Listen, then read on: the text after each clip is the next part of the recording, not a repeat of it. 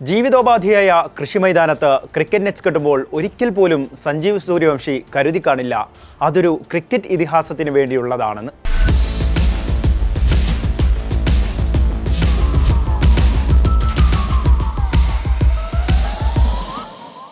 സമസ്തിപൂരിൽ നിന്ന് ഒരാൾ സച്ചിനെയും മറികടന്ന് ലോക ക്രിക്കറ്റിൽ പിച്ചവെക്കുമെന്ന് അദ്ദേഹം നനച്ചിട്ട് പോലും ഉണ്ടാകില്ല. പക്ഷേ അത്ഭുതം പിറക്കാൻ അധിക കാലമോ ദൂരമോ താണ്ടേണ്ടി വന്നില്ല.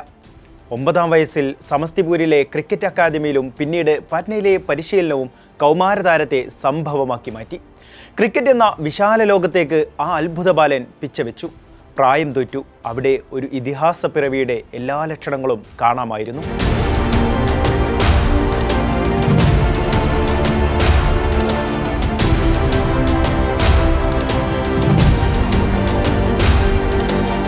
ഇന്ത്യ കുതിച്ചൊരു ബാറ്റർ ഇനി നായക പദവിയും പഠിക്കുകയാണ്. ആ യാത്രയിൽ സമ്മിശ്രമായ അനുഭവങ്ങളുണ്ട്. ആധുനിക ക്രിക്കറ്റിൽ ഒഴുക്കിനനുസരിച്ച് നീങ്ങിയേ തീരൂ. ചെറുപ്രായത്തിൽ തന്നെ അക്കാര്യം ഗ്രഹിച്ച താരമാണ് വൈഭവ് സൂര്യവംശി.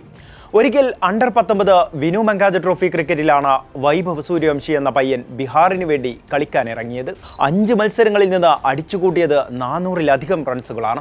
അതോടെ നോർത്ത് ഇന്ത്യൻ വാർത്തകളിൽ വൈഭവിന്റെ പേര് സ്ഥിരമായി ഇടം പിടിച്ചു. 2024 ഫസ്റ്റ് ക്ലാസ് ക്രിക്കറ്റിൽ അരങ്ങേറുമ്പോൾ പ്രായം വെറും 12 വയസ്സും 284 ദിവസവും. ബീഹാറിന് വേണ്ടി രഞ്ജി ട്രോഫി ക്രിക്കറ്റിൽ അയാൾ വിസ്മയ തിളക്കവുമായി. സച്ചിൻ തെണ്ടുൽക്കറിനും യുവരാജ് സിംഗിനും ശേഷം ഇത്രയും ചെറിയ പ്രായത്തിൽ ഫസ്റ്റ് ക്ലാസ് ക്രിക്കറ്റ് കളിക്കുന്ന അപൂർവം താരങ്ങളുടെ പട്ടികയിൽ വൈഭവ് സൂര്യവംശി എന്ന പേരും എഴുതി ചേർത്തു. പട്നയിൽ ബീഹാറിന് വേണ്ടി മുംബൈക്കെതിരെ ഫസ്റ്റ് ക്ലാസ് ക്രിക്കറ്റിലെ കന്നി പോരാട്ടത്തിൽ കാര്യമായി തിളക്കമുണ്ടായിരുന്നില്ല വൈഭവ് സൂര്യവംശിക്ക്. പക്ഷേ പിന്നീട് അങ്ങോട്ട് അദ്ദേഹത്തിൻ്റെ കാലത്തെ അടയാളപ്പെടുത്തിയ പോരാട്ടമായിരുന്നു ക്രിക്കറ്റ് ലോകം കണ്ടത്. വിജയ് ഹസാരെ ട്രോഫി ക്രിക്കറ്റിലും അരങ്ങേറ്റ മത്സരം വൈഭവിനത്ര ഓർക്കാൻ ഇഷ്ടപ്പെടുന്ന ഒന്നായിരുന്നില്ല. ലിസ്റ്റ് എ ക്രിക്കറ്റിൽ മധ്യപ്രദേശിനെതിരെ ഹൈദരാബാദിലായിരുന്നു ആ മത്സരം. പക്ഷേ അവിടെയൊന്നും തോറ്റുകൊടുക്കാൻ തയ്യാറായിരുന്നില്ല ആ കൗമാരക്കാരൻ. T20 ക്രിക്കറ്റിലെ തുടക്കവും വൈഭവിനെ സംബന്ധിച്ചിടത്തോളം ആശ്വാസം നൽകുന്ന ഒന്നായിരുന്നില്ല. സയ്യിദ് മുഷ്താഖ് അലി ട്രോഫിയിൽ രാജസ്ഥാനെതിരായ മത്സരത്തിൽ വെറും 13 റൺസോടെ ആ വെടിക്കെട്ട് തീർന്നു. അന്താരാഷ്ട്ര സീനിയർ ക്രിക്കറ്റിൽ T20 മത്സരത്തിലെ അരങ്ങേറ്റവും വൈഭവിനെ നിരാശ സമ്മാനിച്ചു. മാഞ്ചസ്റ്ററിലെ ആ പോരാട്ടം നിരാശയായെങ്കിലും ബീഹാറിലെ ആ പയ്യൻ തോറ്റുകൊടുക്കുന്ന ശീലത്തിൽ പെട്ടവനായിരുന്നില്ല. IPLലെ മിന്നും തിളക്കം പിന്നീട് കണ്ടത് ഹരാരെയിലാണ്. വൈഭവിൻ്റെ വെടിക്കെട്ട് പ്രകടനം പലപ്പോഴായി കണ്ട മറ്റൊരു മൈതാനമാണത്. അവിടെ സിംബാബ്വേയെ വൈഭവ് അടിച്ചു പറത്തി. ഇന്ത്യൻ T20 ടീം വിജയത്തിനായി ദാഹിച്ചലഞ്ഞപ്പോൾ തെളിനീരുകൊണ്ട് വൈഭവ് അനുഗ്രഹിച്ചു. പരമ്പരയിലെ തിളക്കവും വൈഭവായിരുന്നു. 1-2 മത്സരങ്ങളിൽ തിളങ്ങാതിരുന്നപ്പോഴേക്ക് വിമർശിച്ചവർക്കുള്ള മറുപടിയായിരുന്നു അവിടെയുണ്ടായിരുന്നത്. ക്രിക്കറ്റ് ലോകത്ത് ഇപ്പോൾ വൈഭവ് സൂര്യവംശിയാണ് താരം. സിംബാബ്വേക്കെതിരെയുള്ള T20 പരമ്പരയിലെ മികച്ച പ്രകടനത്തിന് പിന്നാലെ താരത്തെ വൈസ് ക്യാപ്റ്റനായി നിയമിച്ചിരിക്കുകയാണ് east zone cricket team. Duleep ട്രോഫിക്കായുള്ള ടീമിലൂടെയാണ് വൈഭവിൻ്റെ വൈസ് ക്യാപ്റ്റൻ സ്ഥാനത്തിന് വീണ്ടും വഴിയൊരുങ്ങുന്നത്. ചെറിയ പ്രായത്തിൽ തന്നെ വൈഭവിൻ്റെ നേട്ടം ചരിത്രപരമാണ്. 2026-27 ആഭ്യന്തര ക്രിക്കറ്റ് സീസണിലെ ദുലീപ് ട്രോഫിക്കുള്ള ഈസ്റ്റ് സോൺ ടീമിൻ്റെ ഉപനായകനായാണ് വൈഭവ് സാരഥ്യമേറ്റെടുക്കുന്നത്. ദുലീപ് ട്രോഫിയിൽ ചെറിയ പ്രായത്തിൽ വൈസ് ക്യാപ്റ്റനാകുന്ന താരമെന്ന റെക്കോർഡ് ഇനി വൈഭവിൻ്റെ പേരിലാകും. ഒട്ടേറെ റെക്കോർഡുകളുടെ വൈഭവിൻ്റെ പേരിലേക്ക് മറ്റൊരു റെക്കോർഡ് കൂടിയാണ് എത്തുന്നത്.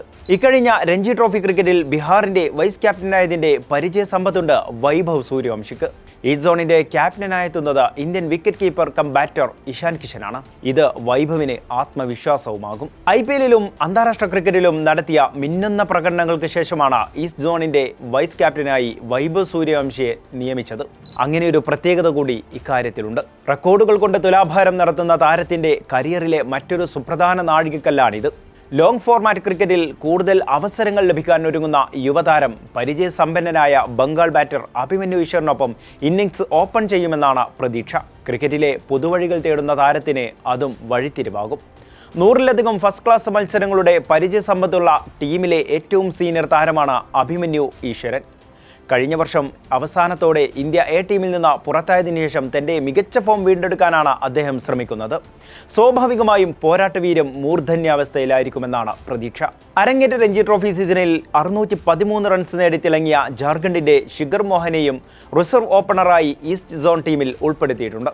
അനുഭവസമ്പന്നരായ ഇന്ത്യൻ പേസറായ മുഹമ്മദ് ഷമിയും മുകേഷ് കുമാർ എന്നിവരുടെ സാന്നിധ്യം ടീമിന്റെ ബൗളിംഗ് നിരയ്ക്ക് കരുത്തു പകരും. 2025-26 സീസണിൽ 7 മത്സരങ്ങളിൽ നിന്ന് 37 വിക്കറ്റുകൾ വീഴ്ത്തിയ ഷമി തിരിച്ചെത്തുന്നുവെന്നതും ശ്രദ്ധേയമാണ്. ഇന്ത്യൻ ടീമിലേക്ക് തിരിച്ചെത്താൻ ഷമിക്ക് ഇത് മറ്റൊരു അവസരം കൂടിയാണ് എന്നതും പ്രധാനമാണ്. മുകേഷിനും ബംഗാൾ സഹതാരം സൂരജ് ജയ്സ്വാളിനുമൊപ്പം ഷമി പേസ് ആക്രമണത്തിന് നേതൃത്വം നൽകും.